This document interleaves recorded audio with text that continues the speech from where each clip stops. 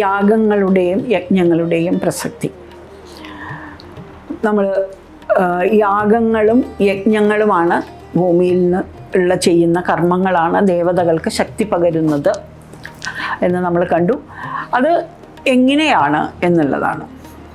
അപ്പോൾ ഈ യാഗങ്ങളും യജ്ഞങ്ങളും തൈത്തിരീയ ഉപനിഷത്തിൽ പറയുന്നുണ്ട്, യജ്ഞേന യജ്ഞമയജന്ത ദേവ താനി ധർമാണി പ്രഥമാന്യാസൻ തേഹനാഗം മഹിമാനസ്സചന്തേ സാധ്യാസന്തി ദേവ എന്ന്.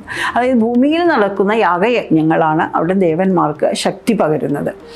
അപ്പോൾ ആ യാഗയജ്ഞങ്ങളിലൂടെ ഈശ്വരനും മനുഷ്യരും തമ്മിലുള്ള ഒരു ഋഗ്വേദത്തിലൊക്കെ ദേവമാനവ സൗഹൃദത്തെക്കുറിച്ച് വളരെ ശ്രേഷ്ഠമായിട്ട് പറയുന്നുണ്ട്. ഓരോ ദേവതകൾക്കും അവരവർ ആഗ്രഹിക്കുന്ന തരത്തിൽ ഉള്ള ആഗ്രഹം നേടിയെടുക്കാൻ വേണ്ടി പ്രത്യേക തരത്തിലുള്ള ആഹുതികൾ ചെയ്തുകൊണ്ട് ഓരോ ദേവതകളുടെയും പ്രീതി നേടിയെടുക്കാനുള്ള വിധി ഋഗ്വേദത്തിൽ കൃത്യമായിട്ട് പറയുന്നുണ്ട്. അതിൻ്റെ കർമ്മവിഭാഗം യജുർവേദത്തിൽ പറയുന്നുണ്ട്. അപ്പോൾ ഈ യാഗയജ്ഞങ്ങളെല്ലാം ചെയ്യുന്ന സമയത്ത് ദേവതാപ്രീതി സുനിശ്ചിതമാണ്. കാരണം ദേവതകൾ ഇത് കാത്തിരിക്കുകയാണ്, യാഗയജ്ഞങ്ങൾ നടക്കുന്നത് നോക്കിയിരിക്കുകയാണ്. അതുകൊണ്ടാണ് അസുരന്മാരുണ്ടാവുമ്പോൾ ആദ്യം യാഗയജ്ഞങ്ങൾ മുടക്കുക ചെയ്യണത്.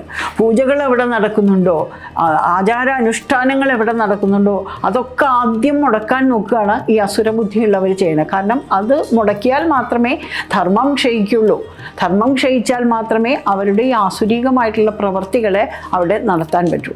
അപ്പോൾ യാഗയജ്ഞങ്ങൾ ഉണ്ടെങ്കിൽ മാനവരാശിക്ക് മാത്രമല്ല പ്രകൃതിക്ക് തന്നെ ഏറ്റവും ശ്രേഷ്ഠമായിട്ടുള്ള ഒരു പ്രവൃത്തത ഈ യാഗയജ്ഞാദികളിലൂടെ നേടാനായിട്ട് സാധിക്കും.